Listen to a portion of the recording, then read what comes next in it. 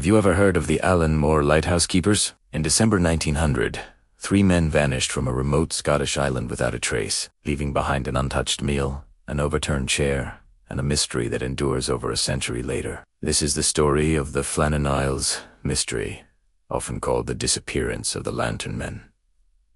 Welcome back to our channel. Today, we're sailing into the heart of a chilling maritime enigma. The Flannan Isles are a small, windswept group of islands in the Outer Hebrides of Scotland. For centuries, they were uninhabited, known only to sailors as a treacherous spot to be avoided. That all changed in 1899 with the construction of the Alan Moore lighthouse, a beacon of safety in the stormy North Atlantic. Its first keepers were Thomas Marshall, James Ducat, and Donald MacArthur, with a fourth man, Joseph Moore, rotating in as a relief keeper. These were seasoned, reliable men, accustomed to the harsh solitude of lighthouse life.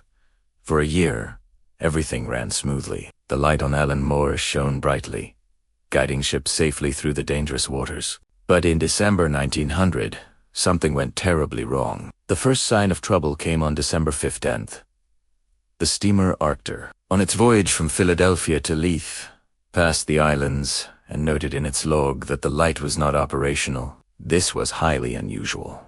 But due to severe weather, the ship couldn't stop to investigate. It wasn't until December 26th, Boxing Day, that the relief vessel, the Hesperus, finally managed to reach the island. Joseph Moore, the relief keeper, was aboard the Hesperus. As they approached Alan Moore, an eerie feeling settled over the crew. There was no flag on the flagpole, a standard signal of welcome. None of the keepers were on the landing stage to greet them. Another breach of protocol. The crew sounded the ship's horn and fired a flare, but received no response. Only silence and the cry of seabirds answered them. A profound sense of dread filled the air. Moore rowed ashore alone, his heart pounding with every pull of the oars. He climbed the steep steps carved into the cliffside, leading to the lighthouse complex. When he reached the entrance gate, he found it closed. Inside, the main door to the living quarters was also shut. This was strange. He called out the names of his colleagues, Marshall, Ducat, MacArthur. Again, only silence. He pushed the door open and stepped inside. The scene that greeted him was both mundane and deeply unsettling. The kitchen was tidy, but a half-eaten meal of salted mutton and potatoes sat cold on the table. A single chair was knocked over, as if someone had jumped up in a hurry. The keepers' beds were unmade, and the clock on the wall had stopped. A set of oilskins, the heavy waterproof gear essential for braving the island's weather, was missing, suggesting one man had gone outside. But strangely, the other 2 sets remained. This meant 2 of the men had ventured out into a ferocious Atlantic storm without their protective gear. Moore quickly returned to the Hesperus to report his findings. The ship's captain, Jim Harvey, accompanied him back to the lighthouse for a more thorough search. They ventured up to the lantern room itself. The lamps were cleaned and refilled with oil, ready to be lit. Everything was in perfect order, except for the men who were supposed to be there. The logbook was the next place they looked for clues. The last entry was dated December 5th. At 9 a.m., the entries were routine until December 12th.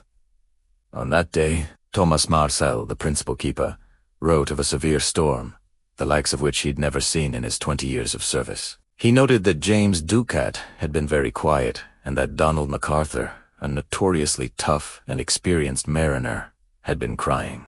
This was shocking. What could make a hardened seaman break down in tears? The entry for December 13th stated the storm was still raging and that all 3 men had been praying. Even more bizarrely, Alan Moore is over 150 feet above sea level. No storm, no matter how powerful, should have been able to trouble the keepers inside their stone fortress. And yet, the logbook described them as being terrified. The final entry, on December 15th, simply read, "Storm ended, sea calm. God is over all." But here's where it gets even stranger. There were no reported storms in the area between December 12th and 14th. The weather was calm, only turning rough on the 15th. So what storm was Marshall writing about? Was it a localized, freak weather event, or was it something else entirely? The official investigation, conducted by Robert Muirhead, a superintendent from the Northern Lighthouse Board, concluded that the men had likely been swept away by a giant, unexpected wave. The theory went that on the afternoon of December 5th, Marshall and Ducat went down to the western landing stage to secure a supply crate during a break in the weather. When a massive wave threatened to crash over them, MacArthur, seeing the danger from the lighthouse, ran out to help them, explaining the overturned chair and why he didn't grab his oar. The theory suggests all three were then washed into the sea. This explanation seems plausible on the surface. The west landing did show signs of damage from the storm, with a supply box smashed and iron railings bent. But it has several holes. Why would two experienced keepers go near the water during a storm, especially when it was against regulations for all three keepers to leave the lighthouse at the same time? And why would MacArthur run out without his coat and boots? These men knew the dangers of the sea better than anyone. It seemed like a reckless act, completely out of character. Over the years, with no bodies ever found, speculation has run wild. The theories range from the plausible to the outright paranormal. One popular idea is that one of the keepers went insane, murdered the other two, and then threw himself into the ocean. Perhaps MacArthur, the hot-headed brawler, finally snapped. Or maybe the intense solitude and the strange, eerie reputation of the island itself drove one of them to madness. Ellenmore means Big Isle, but it was also known by another name. The Other Country, a place rumored to be a gateway to the supernatural. Other theories get even more creative. Some suggest the men were abducted by foreign spies or pirates, though there's zero evidence for this. Then there are the more fantastical explanations. A giant sea serpent, a flock of massive seabirds, or even alien abduction. These ideas, while exciting, are pure speculation, born from the absence of hard facts. A poem written years later, Flannan Isle, by Wilfred Wilson Gibson, immortalized the mystery and painted a picture of a supernatural force at play, cementing the story in the public imagination. So what do I think happened? While the official explanation of a rogue wave is the most logical, the inconsistencies are hard to ignore. The logbook entries are the most puzzling part. The description of a storm that didn't happen, and the intense fear it caused in seasoned keepers, is the core of the mystery. Could Marshall have been describing something other than a weather storm? A psychological storm, perhaps? A shared delusion brought on by isolation? Or was there a real, undocumented meteorological event? A microstorm of unimaginable force? The detail about MacArthur crying is particularly haunting. This wasn't a man easily scared. Something truly terrified him. The overturned chair.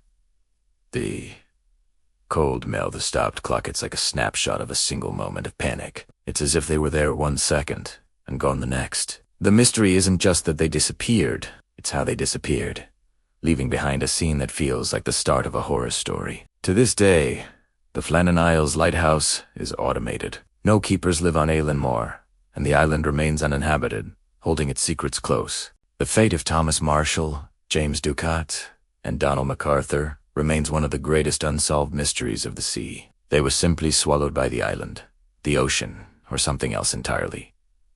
We may never know the truth. The silence from Ellenmore is the only answer we have. What do you think happened to the Lantern Men? Was it a freak wave, a descent into madness, or something stranger? Let me know your theories in the comments below. I've read all of them, and this is a case where every idea is on the table. Thanks for joining me on this deep dive into history's mysteries. If you enjoyed this video, please give it a thumbs up and subscribe for more stories from the unexplained. We'll see you in the next one. Stay curious.